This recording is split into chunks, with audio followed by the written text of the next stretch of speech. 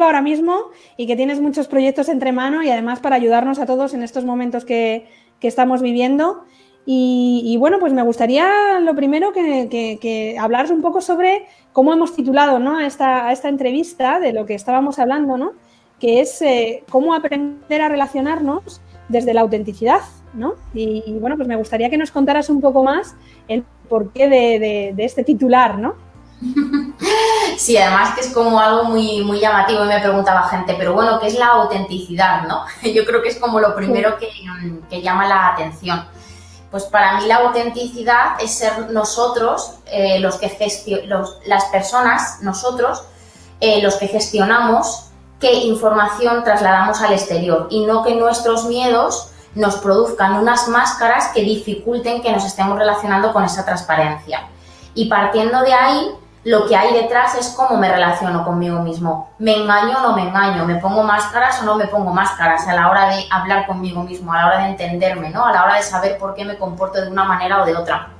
Para mí esto es clave, ¿no?, porque si no te miras desde la autenticidad y también desde el respeto y desde el amor, pues es muy complicado que empecemos a hacer clics en la manera en la que nos relacionamos con nosotros y con los demás y que conectemos con una manera mucho más sencilla de relacionarnos y sobre todo mucho más honesta, ¿no?, que es saber mostrar nuestra vulnerabilidad sabiendo sostenerla. Qué interesante esto que dices, ¿no? Sí, has dicho varios conceptos, ¿no?, ahora en este momento que yo creo que la gente puede ir relacionando, pero no sé si a lo mejor puedes profundizar un poquito más, ¿no?, cuando estamos hablando de máscara, cuando estamos hablando de estos términos, no sé si puedes profundizar un poco más en ellos para que la gente pueda entender de una manera más práctica, ¿no?, cómo en su día a día están mostrando esta máscara o están mostrando esta autenticidad, ¿no? Eso es. Pues mira, justo yo creo que esta imagen a mí me gusta mucho porque creo que define bastante, ¿no?, cómo funciona este mecanismo, ¿no? Si veis, hay 3 esferas. ¿Se ve el ratón? ¿Cómo lo muevo? Pues yo no lo veo desde aquí, pero la verdad es que me sale un poco pequeño, así que no lo veo muy seguro, no te lo puedo decir.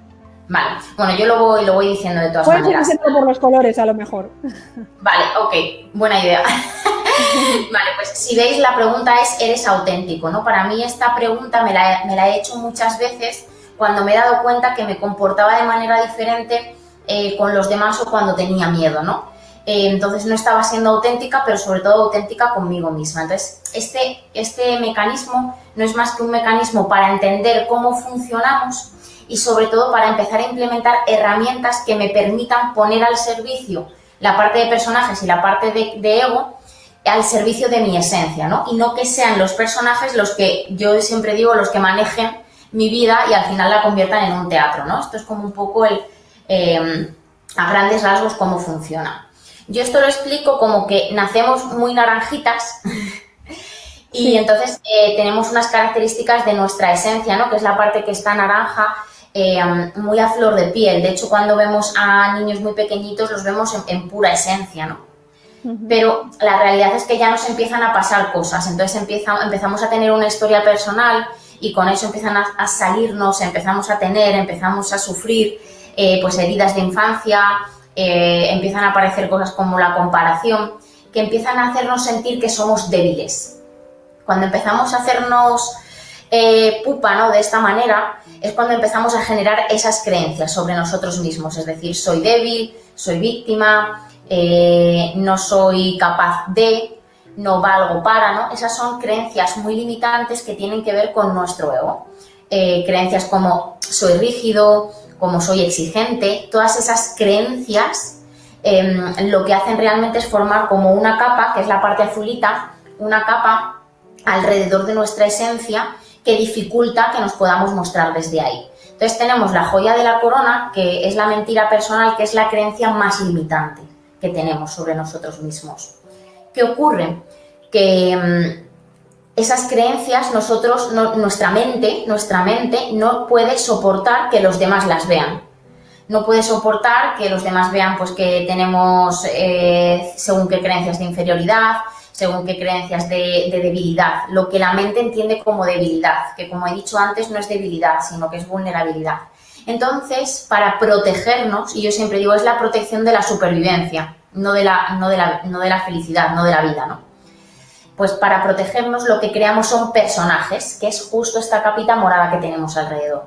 En esos personajes, los personajes se crean por dos mecanismos. Se crean por contrarrestación. Si yo pienso que mi creencia es de debilidad sobre mí misma, de inferioridad, de sumisión, lo que me va a crear es un personaje tipo dura, perfecta, superior, ¿no? Sin embargo, también puedo crear el personaje por engrandecimiento de ese personaje. Pues, por ejemplo, de creencias de debilidad, de sumisión, puedo generar un personaje de ser supervíctima, ¿no? O una víctima de todo lo que me pasa. Entonces, estos personajes que tienen dos maneras de construirse, por decirlo de alguna manera, se construyen de una o de otra manera en función de cómo vamos a entender que la vida nos va a recompensar. Es decir, vamos a utilizar el personaje que ya hemos entendido que más ganancias nos da del exterior. Si yo he entendido que me hacen más caso haciéndome la víctima, pues voy a conseguir muchas más cosas por ahí, entonces voy a utilizar este mecanismo. Si por el contrario he entendido que eso me hace débil, me voy a crear un personaje de dura, un personaje incluso a veces de prepotente, para que los demás no vean todo lo que hay detrás, ¿no? Y lo que activa todo este mecanismo normalmente son nuestras creencias y nuestra mentira personal, ¿no? Son esas cosas que nos hacen pupa. Y se activan muchas veces a través de la comparación con los demás, a través de la comparación con cómo yo debería de estar en este momento, ¿no? Entonces, esto es cuando conectamos con una gran vulnerabilidad nuestra que entendemos como debilidad, se activa todo esto. ¿Y qué pasa? Que esto nos aleja de comportarnos tal cual somos y muchas veces nos aleja de recibir de las relaciones y de las situaciones lo que realmente queremos, porque si yo voy con un cartel de no necesito a nadie porque soy súper dura y súper perfecta, es raro que alguien me ayude. Difícil, ¿no? Que alguien me ayude si la gente entiende que no necesito ayuda. Claro. Pues qué curioso esto que estás diciendo. Yo no sé si de la gente que nos esté viendo alguien quiere comentar algo, si al escucharte está sintiendo, ¿no?, que de repente es verdad, ¿no?, que surge ese personaje. No sé si alguien de los que nos esté viendo quiere compartirlo, pero sí que yo puedo, mientras que la gente puede ir escribiendo y demás, sí que me gustaría contarte que yo, por ejemplo, cuando descubrí esto, una de las cosas que me di cuenta es que precisamente yo era una persona muy sensible y entonces esa sensibilidad y esa emocionalidad la escondía detrás precisamente de lo que tú estabas diciendo, de una máscara de dureza, de yo soy fuerte para todo y yo puedo con todo, ¿no? Y claro, cuando salía esa parte mía, salía en momentos en los que yo estaba pues más metida en mí misma y por supuesto no se lo mostraba a nadie, ¿no? Cuando estaba en casa metida en una habitación y sin que nadie me viera, pues a lo mejor me ponía a llorar.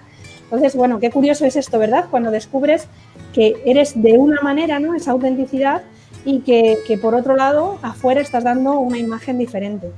Claro, esto tiene que ver con que hemos entendido muchas veces que ser sensible, que ser vulnerable es malo, ¿no? Entonces vamos creando esas capas y vamos cubriéndonos. ¿Y qué ocurre? Que yo esto es lo que siempre digo, cuando detectas, porque esto que puede parecer muy complejo, lo bueno, ¿no?, de la manera en la que yo lo trabajo es que cada aspecto tiene unas características concretas por las que podemos identificar tanto nuestra esencia como nuestro ego, como nuestro personaje y luego las herramientas para ir desenmascarando eso y para ir conectando, ¿no? Es como el proceso completo es mucho más sencillo de lo que parece y realmente te identifica mucho.